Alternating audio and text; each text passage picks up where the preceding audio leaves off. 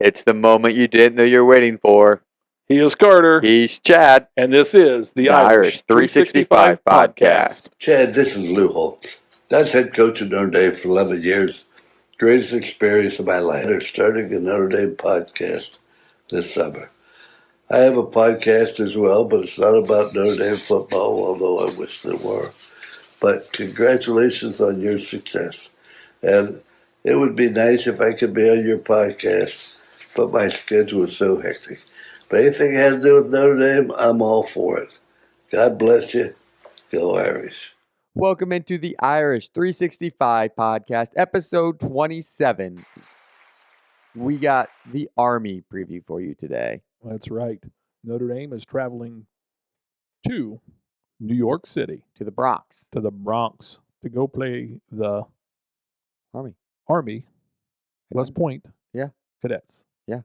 And big game.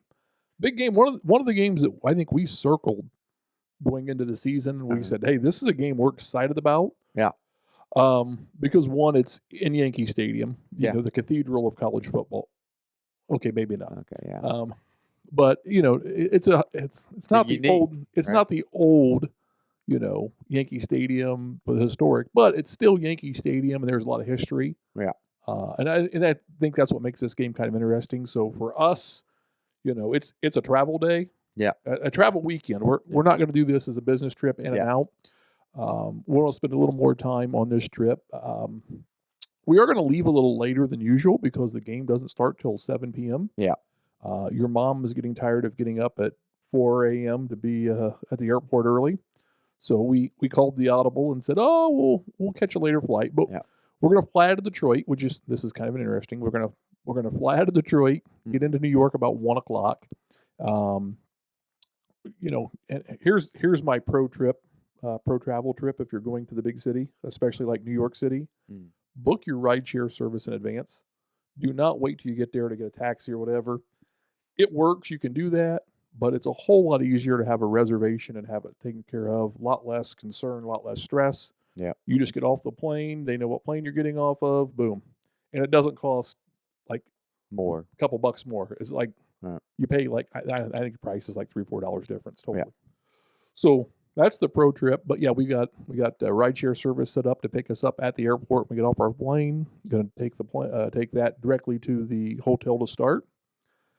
Hopefully we get early check-in at the hotel. Not sure we will. Yeah. But en route we're flying in. Actually, this is kind of the funny part. We're flying into LaGuardia. Mm-hmm. So we'll get to go through the Bronx or through Brooklyn actually to our hotel, which is in downtown Manhattan area. Yeah.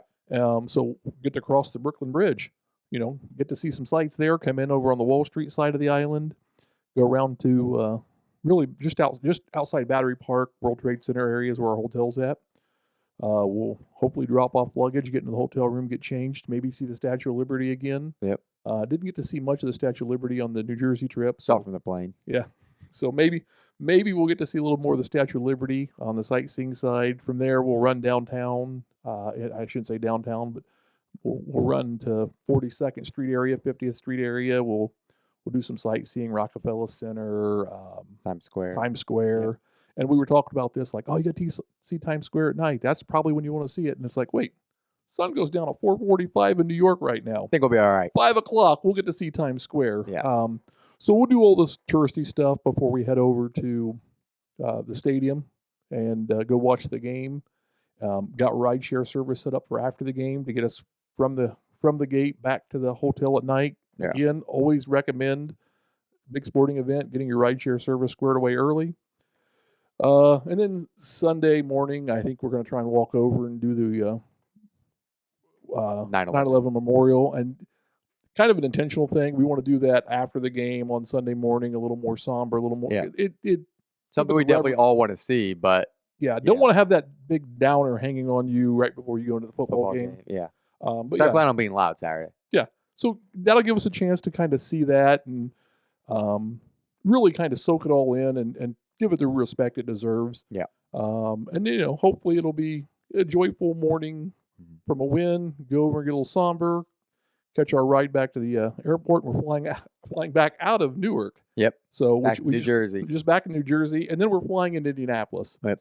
So we're flying out of Detroit and then flying back to Indianapolis. Yep. But fortunately, I had some free rental days available from work travels. Yeah. So I got one free rentals out of Fort Wayne Airport. And I think it cost me $3 for the rental car to go to Detroit. Yeah. I think it's like $4.80 to get the airport one way from Indianapolis back to Fort Wayne. So yeah, and we're gonna be back not too bad. Cheaper than paying for parking. Yeah. Yeah. So we'll be back Sunday early Fort Wayne, afternoon. yeah. Early afternoon. So it worked out well. I know got some Maddie's side of families having the early Thanksgiving on Sunday around in the evening, so it actually worked out really well. Yeah. We'll be able to make that back, so it's gonna be great. Yeah, we couldn't drag out the New York trip, one, because work Friday and Monday, and two, turn around and heading back to the West Coast the following week, which we're all excited for. Yeah, a little warmer too, I think. It's not A&M warm, no, but warmer. Not complaining about that. Southern Cal should be nice to us. Yeah, but speaking of the weather this weekend, I mean, it's going to be dry, luckily. No rain in the forecast, I think. Always a plus. Yeah, I mean, early Saturday morning, I think I saw between 12 and 2, there's a slight chance, but after that, and that's the AM, 12 a.m. to 2 a.m. We'll still be in Indiana. Yeah, we'll be asleep. Thank you. Thank goodness. And then we're looking at between 46 to 45 game time temps. Which is what it's been the last couple of weekends. But it's going to feel like 35. It's going to be a cold game. It's going to be chilly this week, and I think that the heated jackets, heated vest, electric hand warmers will all be in tow when we go to New York. Yeah, 100%. I mean, they're going to be needed too. So, yeah, I mean, it's going to be a great weekend. I'm looking forward to this. I know we've talked about this one for a real long time, and I think when we were talking about this at the beginning of the season, Army might be decent. Were we expecting a top 20 matchup? I don't think I was. I can be honest. I did not have that on my bingo Army. card. I mean, this is for both teams Army's in a very good shot to make the playoffs, and it's a win or go home game for both teams. Yeah, I mean, Army has a path to get into playoff, even if they lose this game, as long as they lose it close. And then boys, because they still get to play Tulane in the American Conference Championship. Yep. Tulane is a ranked team currently. Yep. So no small task. Army's two toughest games are still ahead of them: Notre Dame and Tulane. Yep. But if Army's able to keep it close and lose this game, beat Tulane convincingly, and they do need help. They need a Boise State stumble. Yeah. They could find their way into the playoffs. But the much easier path here for Army is to win this week, and then you're in control. And again, Notre Dame, that NIU loss isn't just a loss; it counts as 1.5. We don't have margin for error. We've been in playoff mode since week 3. Yep. We got to just keep going playoff mode. So yeah, there's a lot on the line. Top 20 teams. Yeah, it's gonna be an exciting match. Everybody wants to make the playoffs. There's a lot of opportunity there. Yep. So yeah, it'll make the game very interesting, and it'll make it just a little extra. And I mean, we always talk about this. Notre Dame gets everybody's best shot. Yeah. And Army's got even extra incentive to give us their best shot. Definitely. And, Army's a military academy school. They're going to give you 60 minutes of football. Oh, no matter what. I don't care what the score is in the fourth quarter. Oh, that with Navy earlier. Yeah, absolutely. And Navy the wheels fell off on Navy and things went wrong, but they didn't stop playing. No. They played hard till the final whistle. And we're going to see the same thing out of Army, but they've got extra incentive. Oh, yeah. I mean, these kids got an extra incentive to try and do. I think I saw their coach say this is the biggest Army Notre Dame game since 1943. He's like, I don't know what that does for my team, but it sure does mean something to this. Oh, yeah, absolutely. It doesn't think it's going to fire up his guys. It's the biggest game since 1943, but he knows how much it means to this historic rivalry, this program. These are teams that go back and played for a long time. Obviously, not every year like the Naval Academy, but. Yeah, so it's got a lot of history. And that's the whole thing that's cool about this. I mean, it is the Shamrock Series game. Yeah. And being the Shamrock Series game, it makes it a Notre Dame home game on a neutral site and special uniforms, right? Yeah, we got sweet uniforms this weekend. Yeah, and they're pulling up on your screen if you're on the old YouTube. Or Spotify video. Yeah, shout out Spotify video. Thanks for everyone listening on both of those platforms and wherever you. If not, go check us out on YouTube if you're listening, not on that. But, yeah, we got some sweet jerseys this weekend. Yeah, I mean, I'm mixed on the jerseys. Yep, and I put out a poll, so you can get your opinion real quick. And because the poll said. I like them, and I think I like them better in person than I do in the picture. Yeah. I love the metallic gold. Yeah. I'm a big fan of the metallic gold. I mean, we've been buying some metallic gold. That's the official gold of the Irish 365 podcast. Yeah. Has been since before we knew that this was going to be a thing. The blue gray, if you don't know, this is the 100th anniversary of the Four Horsemen. Yep. And, the famous line that was written, and if you haven't seen it, go look up the ESPN article on the Four Horsemen and the whole marketing thing that went on with that. But the famous line, outlined against the blue-gray sky. So the blue-gray uniform, the reason they chose that color was to kind of tip the hat to the blue-gray sky of the Four Horsemen story. So I like it. I think it looks better in person than it does, and I can't wait to see it like in person on the team, like night under the lights. So I put out this poll on Instagram this morning for our R65 faithful.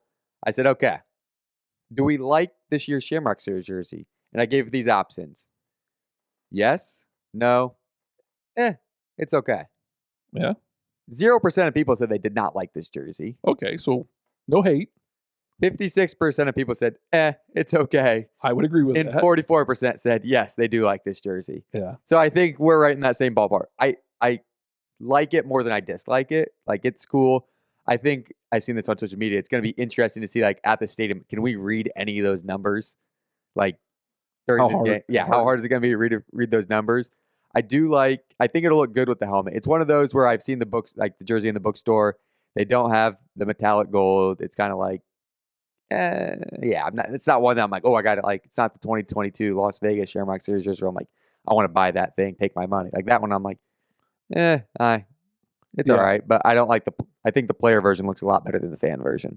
Yeah, I think the white with the gold that they had in Vegas, that was sweet. And Shamrock jerseys are hit and miss. Yeah, you either like them a lot or you're about them. I know a lot of people didn't like the last time we played New York and the striped jerseys. Pinstripe, I didn't hate those as much as most, but there was a lot of people that had visceral reactions to those. Yeah, I didn't mind the pinstripe pants. I just didn't like on the sleeves. I thought it looked a little weird, but that was me personally. Yeah, it wasn't my favorite. I mean, I understand it completely. Like, you're at Yankee Stadium, the pinstripes. Like, but So which ones you liked more? You like this year's at Yankee Stadium, or you like last time's? I like this one better than last time. Yeah, that's what I'm at too, I think. And see, I kind of thought they would wear the traditional blue, navy blue with gold, and then wear white pants. Yeah. I really thought that'd be the look they'd go for because that would be very reminiscent of the Yankees themselves. Yeah. And I thought, okay, but I think the blue-gray makes a lot of sense in the fact that, you go to the tradition of the Four Horsemen and everything else. So I'll be honest, from the Shamrock Series standpoint, though, these last few years, I have been disappointed on one thing. What's that? We were putting out some sweet helmets, yeah, and we've kind of, which I love, like our gold helmets. Don't get me wrong, but they weren't getting away from those gold helmets. They were still using that shiny gold, but then putting like a little logo or something on them. And I was like, I always thought those were super cool and like really put the jersey over the top. Which I don't know what you'd add to this, but like even just the Shamrock or something, like we had the leprechaun on it like a couple of times, like. They were just doing that every year. It's like, those are freaking sweet. Well, there was, I don't know, maybe 8 years ago or so, there was one where they had the painting on it that kind of looked like an old leather helmet. Yeah. Like the new Rockney, I think. The Rockney jersey, yeah. So like that helmet style would have gone well with this 100th anniversary of the, Four Horsemen game. But yeah, it's also it's the iconic Notre Dame gold helmet. Oh, I know. And so maybe there were some boosters and alumni that like, hey, don't screw with that. I know, but like when they did the gold and they just did like I think it was Tommy Reese was playing, and they did like the Shamrock that was like on the side, yeah, like that was freaking sweet. And you still had like that traditional gold; they were still shining, but they did have like the Shamrock little like outlined, I want to say, on the side. And it's like, that was pretty sweet. Like, well, then there was the half blue, half gold. Oh yeah, the third fourths. Yeah. Yeah, I did like that one back in Chicago. I mean, there's been a lot of great Shamrock Series jerseys. But yeah, I do. That's the one thing I'm like, man, I do wish. And I'm not saying every year we need it, but it's like the last couple of years we've had like sprinkle one in every now and then, a sticker on the back, and it's like Shamrock Series helmet Chicago. It's like, okay, we just put the like the Shamrock jerseys for Chicago had a nod to the Bears. Yeah, they were all right, but not. Again, I didn't hate them, but just nothing I got excited. I've yet to see a Shamrock jersey I hate. Yeah, I agree. Most of them are in the category for me. And there's a few I'm like, ooh, I really like that. Yeah, but I feel like in a lot of them we've been like on them, and then we see them in the game, and it's like, oh, okay, those do look a lot better. Like, and again, I think it's one of those. This is definitely one of those jerseys where it looks a lot better with the pads or with the jersey, the pants, and the helmet all combined. It's not like a jersey. Like if you're just wearing the jersey out, it's Yeah, I mean, we got the Irish wear green jersey, we got the Shamrock jersey. Then after that, we stay with our traditionals, and Yep. You're doing it a couple years, a couple times a year. You're not trying to be Oregon with 7,552 uniform combinations. But might be an underestimate too. Yeah, you want to keep it clean, and you want to keep it somewhat traditional, but you also want to give something for the players to get excited about, recruits to get excited about. Notre Dame's got a little We're hip. flash. Yeah, got a little style too. And you can't have a coach as cool as Marcus Freeman and not do some cool stuff. All right. I think the guy's got some taste. Yeah. And so he's unlike maybe some previous coaches. I'm not knocking Charlie Weiss. I'm just going to say I don't know that Charlie Weiss was known for his style. Yes. Otherwise we'd have had a gray hoodie sweatshirt jersey. Yep. Because he thought he was Bill Belichick. No kidding. But yeah, I mean, so yeah, I like it enough. I don't hate it. So, but yeah, and all I'm saying is I'm going to be disappointed in this game if one thing doesn't happen. Oh, yeah. This is the Four Horsemen 100th anniversary. Yep. If I don't see the box offense, I don't see Riley Leonard and 3 running backs at some point. And we got options, too. I mean, we've got the talent to do this. Yeah. We've seen Aeneas Williams. We've seen Price. Aeneas Williams. We've seen Price. We've seen Love. Yep. We know Riley Leonard can run. Yep. If Mike Denbrock doesn't have one play in this game, just one, I don't need a whole bunch. Yep. Just one play in this game of running the box offense, I will be a little disappointed. That's all I'm going to say. Got to play some tribute there, right? I mean, Denbrock knows. Yep. He's a Notre Dame guy. He loves the Irish. He loves Notre Dame. I mean, that's the reason he dropped LSU and came running when he got the opportunity is because, one, the talent was there, and two, he has an affection for the university. Yep. So he's got to pull that out. And he's a guy that will highlight stars and make sure the stars get big opportunities in big games. Yep. And so in this case, the Four Horsemen are the stars. He's got to tip the cap. Yep. I'm counting on you, Mike. If you're listening, I'm counting on you. Yep. So let's get into this game. Yeah, let's get into the game. Let's get to the actual game part. I mean, a lot going around the game, but like we said, big game this huge. I mean, this might be the biggest game since week 1 Texas A&M. Yeah, if you'd have told me going into Army we had one loss, I would have said it was A&M. Yep. I mean, and I would have never predicted, like we said, Army to be the undefeated team. Right. One of 3 left in the FBS. Yeah. And yeah, I mean, you got the big ones this week. You got Ohio State, IU. You've got Army, Notre Dame. Like, there's a chance 2 undefeated teams going down, but it's like this is a big weekend for college football. But yeah, let's get into it. I mean, the Irish open up as 14.5-point favorites this weekend against Army. But Army's a darn good football team. Very. And I mean, they haven't played in the game all year. That's been within. I think their lowest win is 11 points against North Texas. Yeah, and they just fell off here the last couple of weeks. I think their quarterback has an injury. He's picked up a bug or something. But I mean, how could you not? He's their leading rusher. Yeah. By carries and yards. Like, what's the triple option? Yeah. And again, I think Notre Dame knows how to defend the triple option. Yep. But we could not expect the same success in this triple option defense that we had against the Navy triple option. I mean, Navy had 7 turnovers, 6. A lot. It was a lot. Army's not going to. We're not going to get gifted. I'll be shocked if we get. And gifted. Navy wasn't turning the ball over until that point. And we weren't necessarily forcing it. I didn't feel like they were just randomly happening. There was a couple punt, miscues. Yeah, it was just weird. So, I don't think. And again, if you look at Navy, I think Navy was still averaging about 4.5, 5 yards a run. Yeah. I mean, what do I expect from Army? I expect the triple option. Oh yeah, and I expect them. Yeah, I expect them to be able to run the ball and get yards, and they're going to try and stay on schedule. So they run the ball 82% of their plays. No shock. Like, if you're looking for a passing offense, don't watch the Navy or the Army, right? Yeah, like it's not what you're going to get this week. And this is always a week where I tell Maddie every year when we play Navy and Army, this is the game that you're not going to like because they're going to run the ball every place. You're like, why do they just keep running the ball up the middle? That's just what they do. Yeah. This is what they do, right? And they do it until games. They'll do it all 60 minutes if they have to. They give it to the fullback unless it's not there. Yep. And then the quarterback runs around the end. Yep. Unless that's not there. And he pitches it. Yep. And if you don't play sound fundamental football, they're going to get 5 yards on average, and they're going to just grind the clock, and they're going to keep it low scoring, and they're going to keep on schedule, and they're going to just wear you down for 60 minutes. Yep. So yeah, this is Bryson Daly's the Army quarterback. He has 644 passing yards this year on 51 attempts. So 51 passing attempts through a whole season of this one. It's crazy. just like as a stat for most people. He's got 1,062 rushing yards, though, on 174 carries. So if that doesn't tell you what their offense is going to do, those stats right there between running 83% of the time, what you just talked about, this team's going to run the ball. Run. Yep. So they've rushed us for just over 3,000 yards as a team so far this year. So quite the performance on the ground. And yeah, their top two receivers only have 11 catches each, Reynolds and Short. Yeah, so they each have 11 catches. So they're not excited. They're not interested in throwing the ball. So if Army, why do I keep wanting to say Navy? If Army throws the ball this week and expect to go Reynolds or Short, I mean, those are the two main guys. Everyone else has I think 4 catches or less. So I mean, those are the two main guys, and their yards are a lot higher than everyone else's. So yeah, and so if I'm Army coming into this thing and I'm trying to put together my game plan on how I'm going to beat Notre Dame, I'm just going to do what I do and try and do it well. I mean, that's it.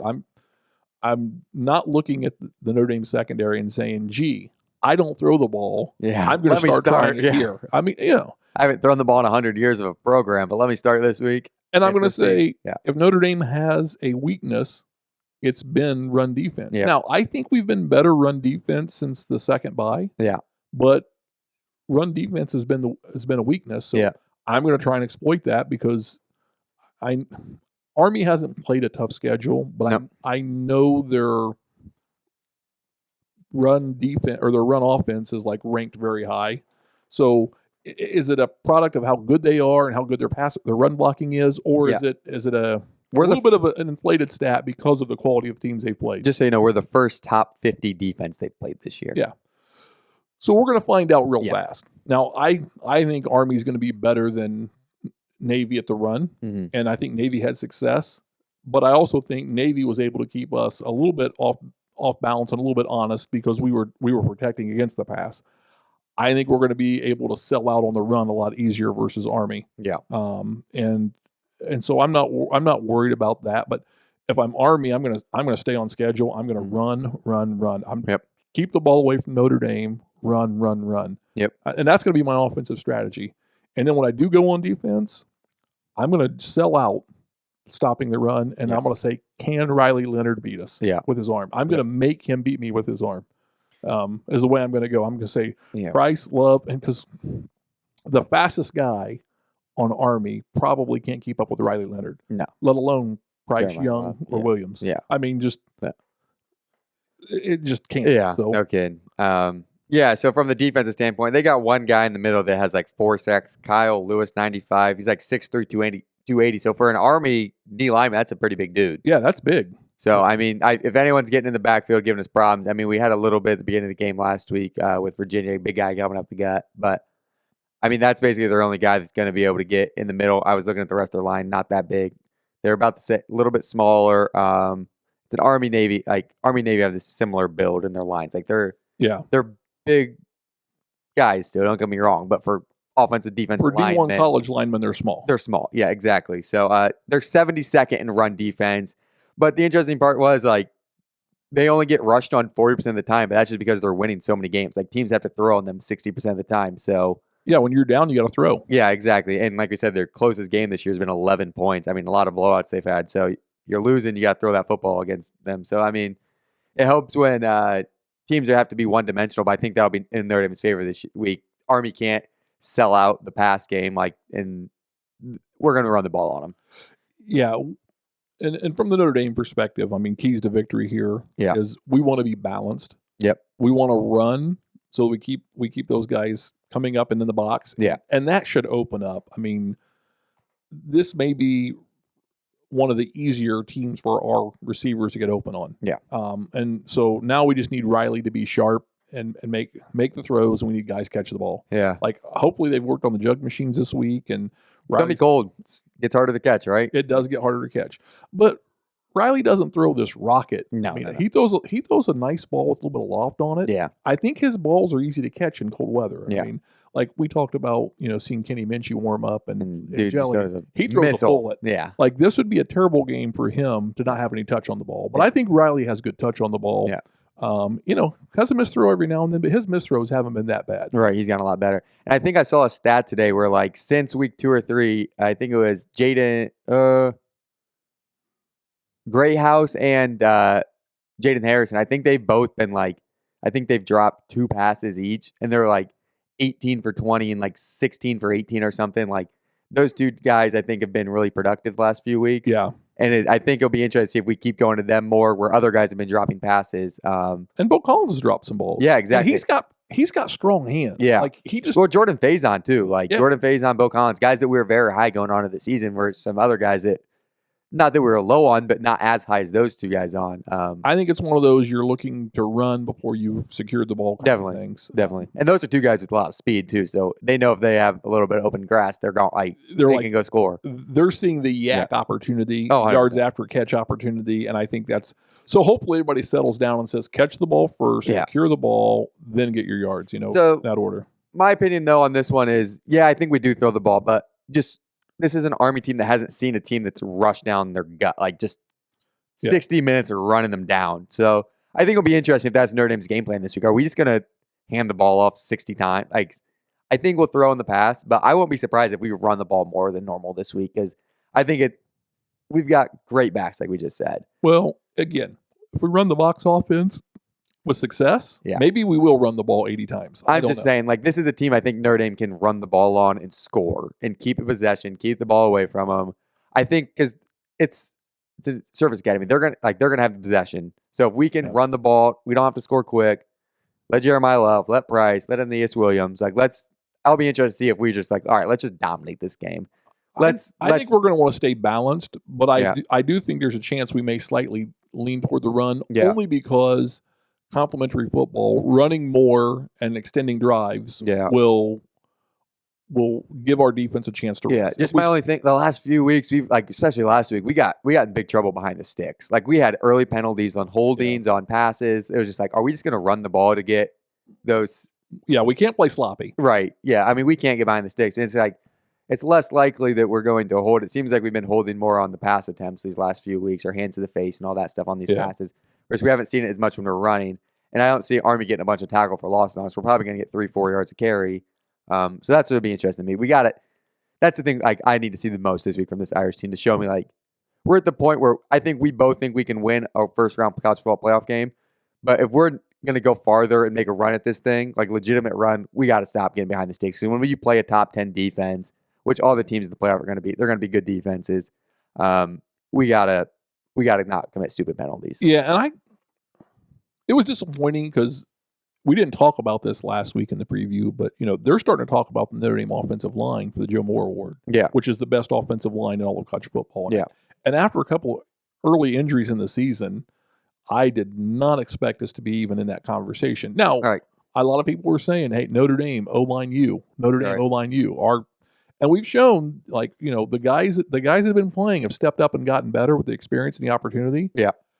So maybe it was just a little bit, they were starting to get a little bit of hype and a little bit of accolade, and maybe it got to their head. But I mean, it wasn't their best week as an offensive line. Right. But they can clean it up. And like you said, I think we'll probably run a little bit to just stay on schedule.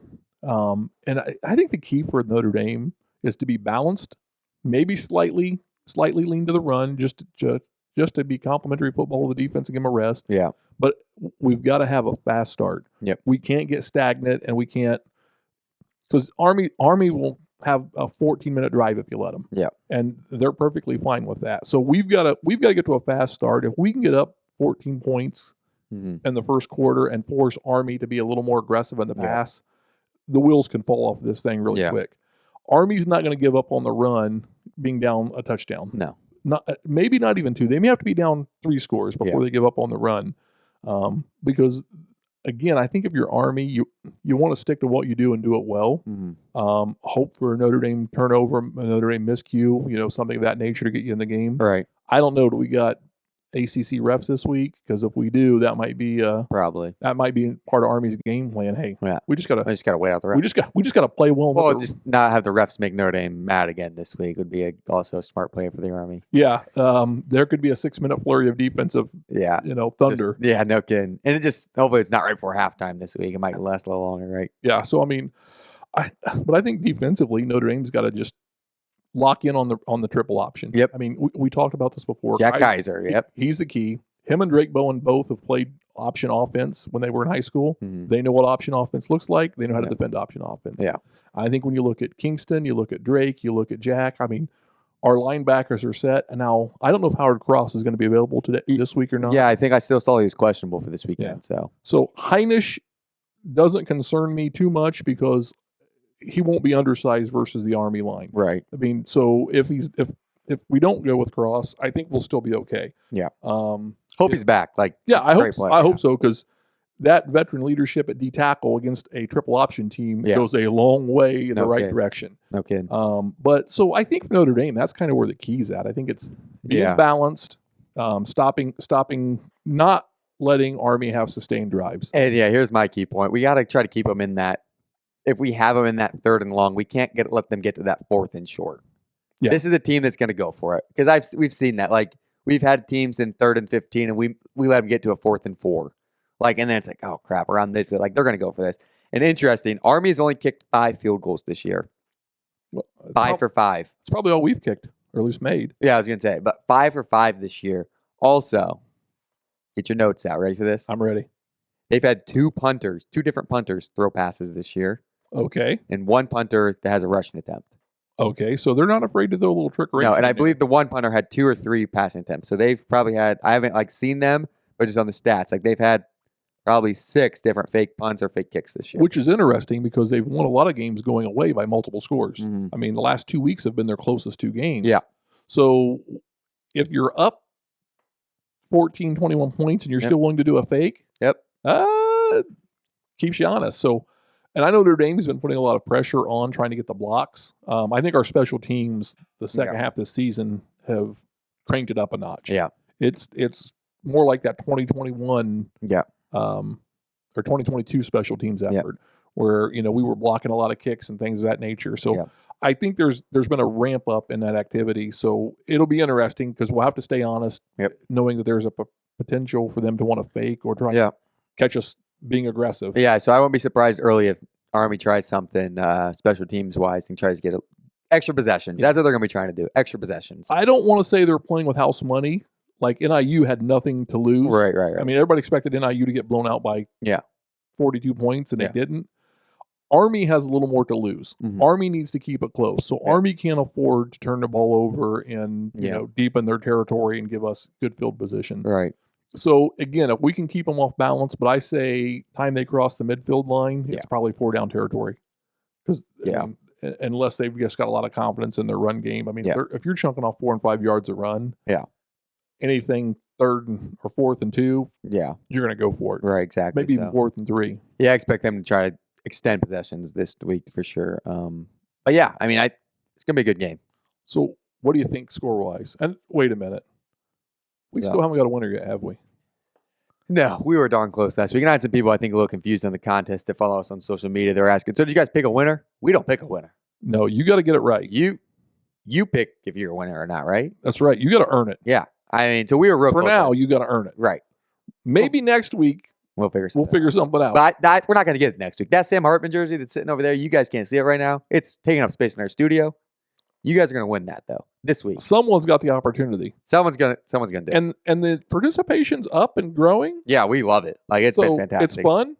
So yeah, let's go over the rules again. To win the Sam Hartman jersey, you need to be following the Irish 65 podcast on social media. So that's X, Facebook, Instagram. Yep. You need to comment your correct score prediction. So you need to say what the score of this week's game, Notre Dame versus Army, Yankee Stadium, before 7 o'clock on social media. And you need to tag someone. It can be a friend, a foe. We don't care. Tag someone on that same Holidays post. are coming. Yep. Like a family member. Nope. Whatever you want to do. Just whoever. Tag somebody. All right. So let's get that Sam Hartman. Score predictions. Yep. We need them. Yep. Let's get that Sam Hartman jersey out of the Irish 65 studio this week. Let's send it to somebody. Let's do it. Right before the holidays. Let's do it. Could be a gift. Could be. Or keep it for yourself. Give it yourself. Hey. Cost you nothing. Just mark it from Santa and wrap it up, and no one can question it. True that. Because it clearly says from Santa. Exactly. So, score predictions for this weekend. Some interesting things I wanted to get out there before people got the score predictions in. Notre Dame's 11-0 in Shamrock series. Yes.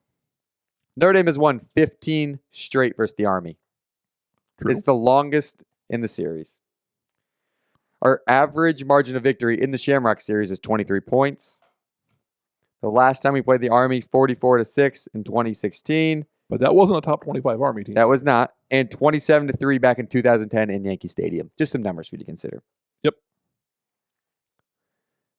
This is tough. This is a tough one. Yeah. Spread's 14.5. Over under 44.5. You going first or am I going first? I don't care.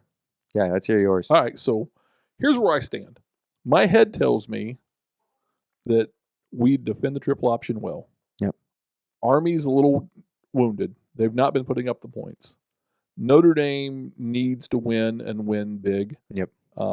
Their Shamrock series, we've got the style points, if you want to call it that. Mm-hmm. I mean, Marcus Freeman's made it clear when he goes to the second team, third team, he doesn't take his foot off the gas. He expects those guys to perform at a high level. Everything says this should be a 42-7 game. Yep. Everything. But my gut tells me that's not the case. Yeah. I think the Vegas 14-point line says a lot. Yeah. And I'm thinking Army's going to do a good job of running the ball, limiting possessions for the Irish, and limiting opportunities to score. Yeah. I think it's going to be 28-14. 28-14, wow. That's where I'm at. 28-14. What's the over-under? 44.5, so you'd be right under at that 42 then. So that's a good number. I think it's just under the over-under, and I think it's Notre Dame doesn't cover. Because 14.5 is the spread. And it's been moving 13.5, 14.5. But know what my favorite part about your score prediction is? What's that? You've got no Notre Dame field goals this week. I couldn't do it. predict it. Yeah, I'm feeling very similar to you, a little bit different. I'm going 35-17 Irish. Okay. I think it'll be a very close game. Irish will pull away towards the end. See, I almost went 35 and said if we get to 35, it's a defensive score. Yeah.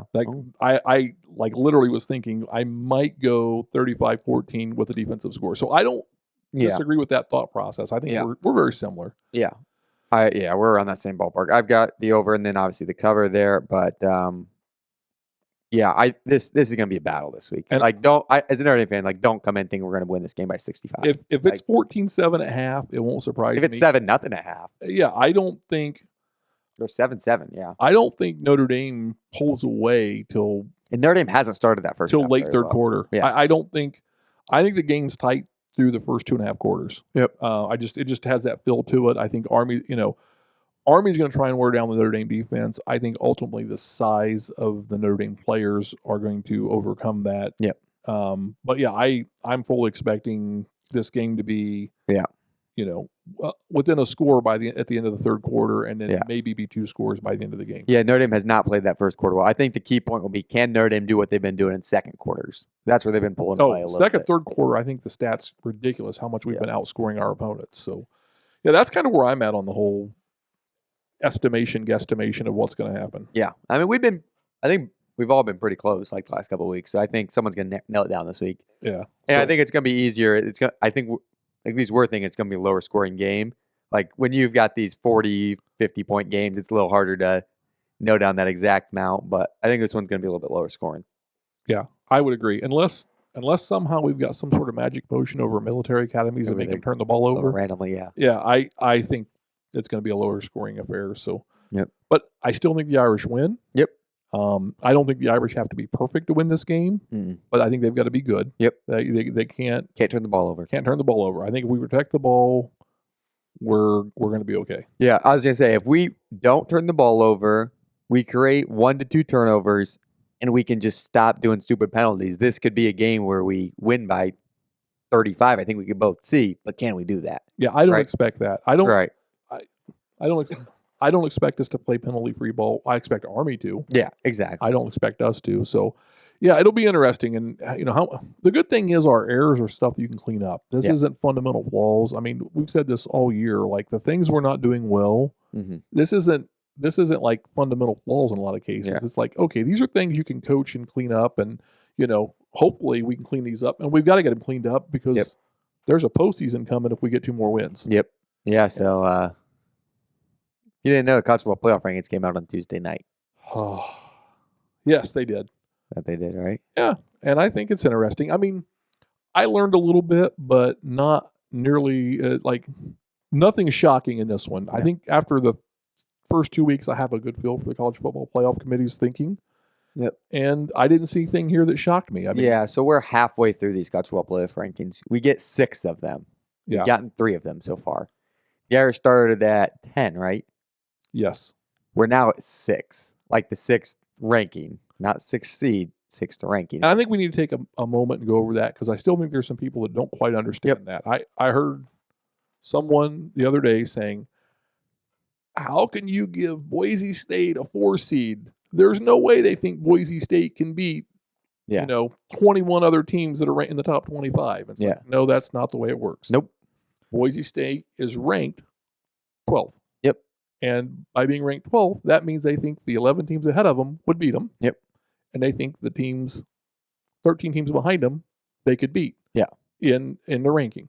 That's just theoretically the way it is. But rankings are not seedings. Yep. Seedings are a whole different animal. Yeah. So the top 4 conference champions from any conference, doesn't matter. They're going to be ranked. They're the highest 4 ranked. Yep. Get the first round bye. First, second, third, fourth seed. Seeding is based off their ranking. Yep. So if the 4 conference champions are ranked 21, 22, 23, and 24, yep, they would still get first, second, third, and fourth seed. Yep. After that, you start filling in 5 through 11. 5 through 12. Or 5 through 12. Yep. With the highest ranked teams. Yep. So if again, my scenario, conference champions are 21, 22, 23, 24, then you go to number 1 and they get ranked 5th seed. Yep. And 2 gets 6th seed, so on and so forth. Except you have to have the 5th highest ranked conference champion. 5th highest ranked conference so champion. This is the first week it's an at-large bid. We're really start confusing people because BYU lost last week. Yep. They fell to 14 or 15. 14, I think. Yep. So they're still a conference champ because they're the highest ranked Pac-12, Big 12 team at this point. Now they're at 14. So the crazy part is that they're Power 4 team, and they don't get that bye now because Boise is ranked ahead of them. So they slide into that 12 seed. Yeah. This week. So, yeah, it's kind of confusing, but just remember, rankings are not seedings. Yep. And seedings are a preset formula. Yep. Like it, hate it, it doesn't matter. It's a preset formula. And it is what it is. And Notre Dame has no reason, no place to complain about not being able to get into the top 4 seeds because we were at the table negotiating this deal. Yep. And I think we did a pretty good job negotiating. And I think we did. I mean, I got a lot of hot takes on this. So a lot of people are asking Penn State, why is Penn State ranked where they're at? Right, because they've been in that, they're at 5 right now, right? Yeah. I mean, if you look at Penn State, they've got no quality win. They've got a decent schedule, but I think their quality wins Illinois. Now. Yeah. Because Illinois just got ranked. Yeah. But they've got a decent loss at home to Ohio State. Which, if you watch that game, wasn't as close as it. The score made it look closer than what it felt. Yeah. I mean, watching that game, it felt like Ohio State dominated. Yeah.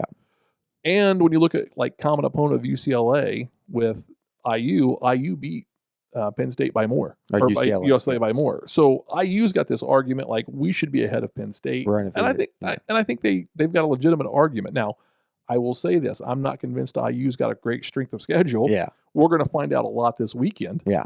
But here's my hot take. Yeah. Here's my conspiracy theory. Yep. I've been hearing it. People want to know it. You've heard it. I've teased We built it up the other day. Yeah. Yeah. So I'm going to say there's going to be a correlation.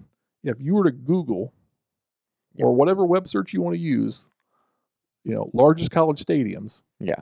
I think teams that fall in that category are more likely. I think the larger your stadium is, the more likely you are to have a 5 through 8 seed. Yeah. Now, I know a lot of people think that's crazy. Yeah. And they're like, why would you do that? Well, you break down the money side of it. Yeah. I think the college football playoffs are making $1.3 billion. Yeah. Something like that. I think it's $1.3 billion. A lot of money.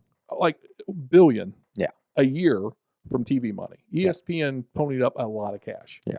However, they also get all the revenue of ticket sales. Yeah. So if Notre Dame hosts a home playoff game, Notre Dame does not make any money from ticket sales. Right. The ticket prices are preset by the College Football Playoff Committee, somewhere between $100 and $250. Yep. So let's just, for making math simple, let's just say the average ticket price is $200. Right. Well, how much do they have to pay the teams to play? So if you're in the first round, your conference gets $4 million. Yeah. Just for being in the first round, your conference gets $4 million. Per team. Per team. Notre Dame doesn't have a conference, so Notre Dame gets $4 million just for being in the first round. Yeah.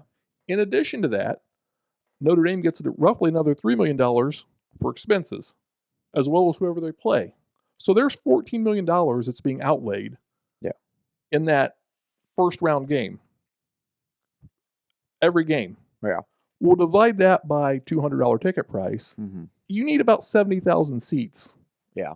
To cover that cost. Now, sure, you've got the $1.3 million or $1 billion slush fund, but why would you let a Boise State that seats 30,000? Yeah. Why would you let even in Indiana? Yeah. Unless they've already 50,000 move this game to Lucas Oil or something. Like, why would you let them host that home game and lose money on it? Like, it's a business at the end of the day.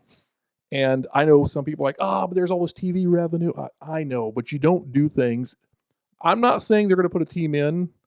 I'm not saying that Penn State's in because Penn State holds more. But because Penn State's, we're not arguing that Penn State shouldn't be in the top 12. Yeah.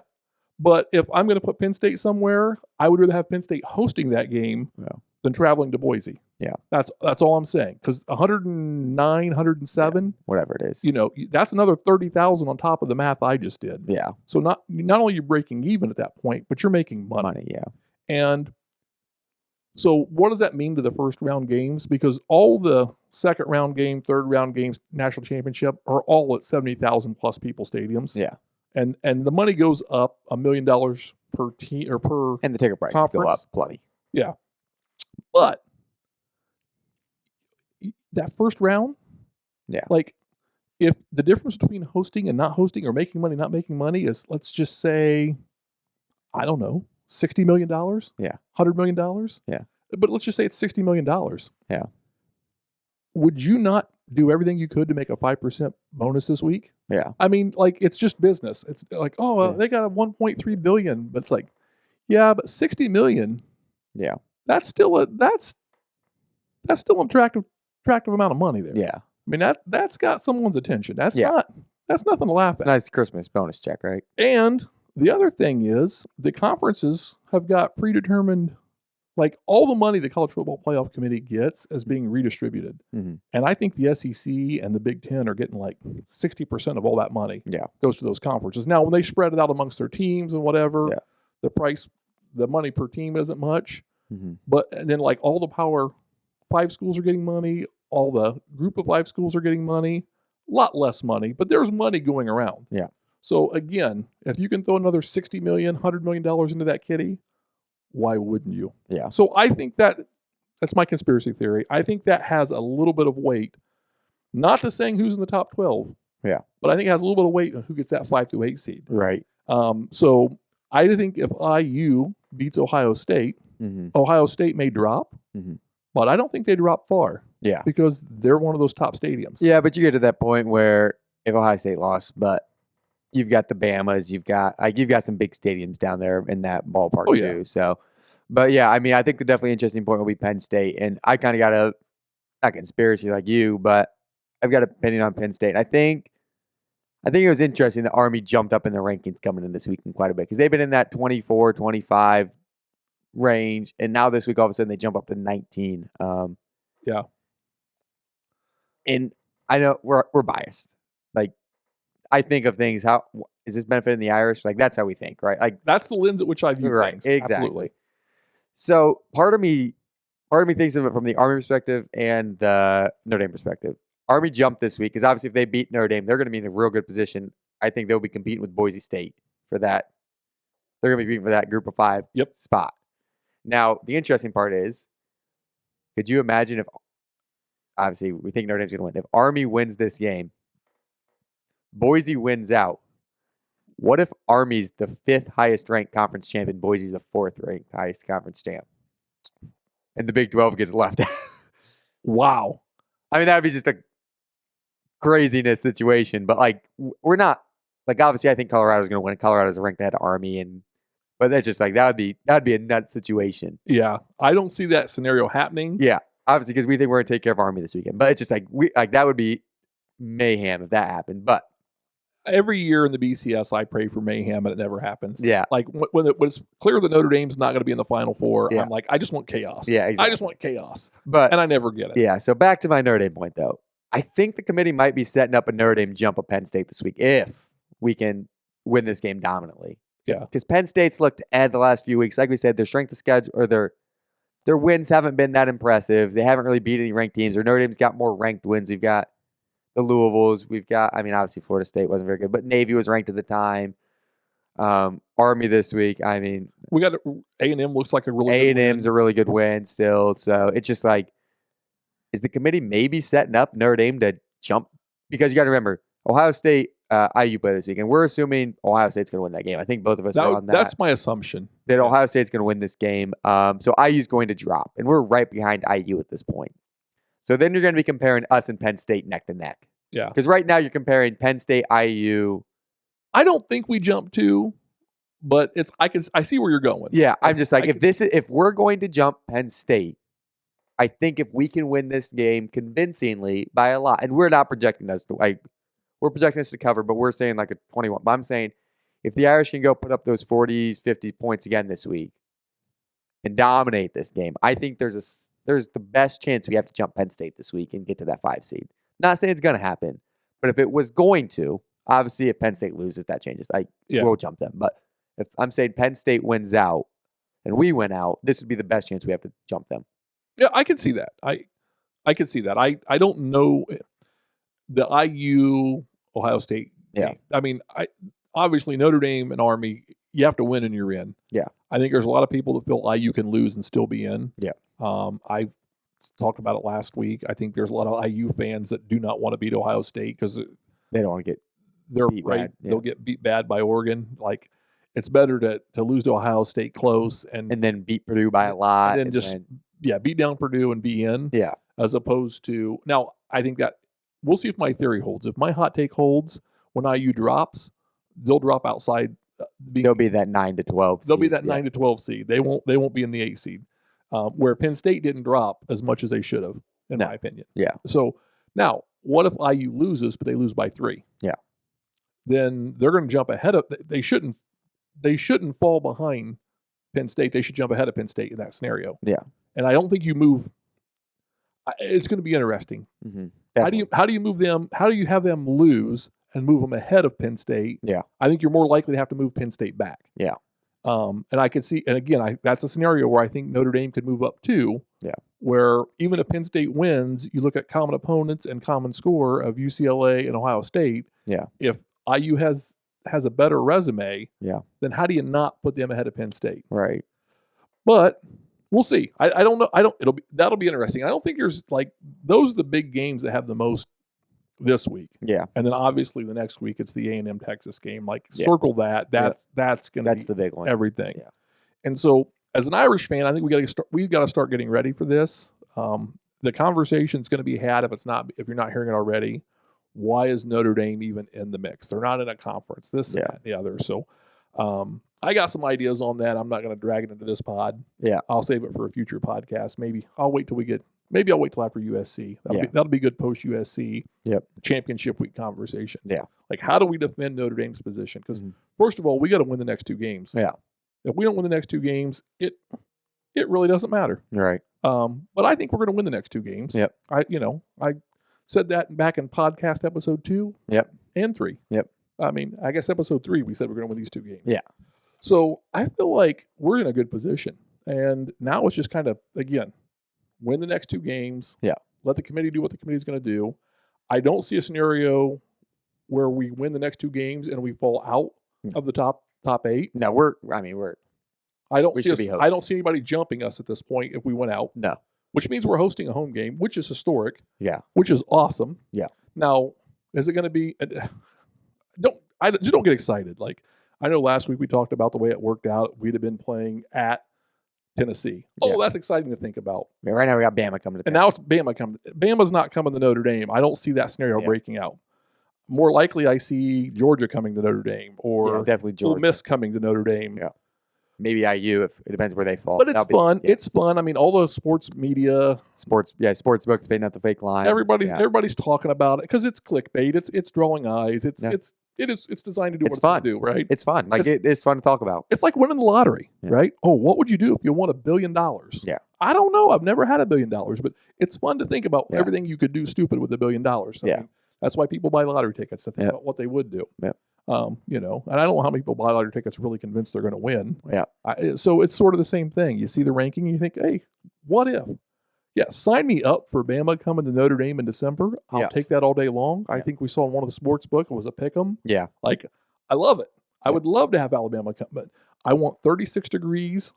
No, I want 28 and 28 snowing. and snowy, right? Yeah. I mean, I want to see that. Like, I would love that, but we'll see what it is. We got to win 2 more games. There's a lot of other football to be played. Conference championships have to be played. What's going to happen to the person who loses that conference championship? I know Lane Kiffin threw it out there this past week. That was kind of the hot take, that there's teams in the SEC that don't want to go to the conference champion because they think they'll be punished for having 3 losses versus having 2. And I don't know how they're going to judge that. Yeah, that's going to be.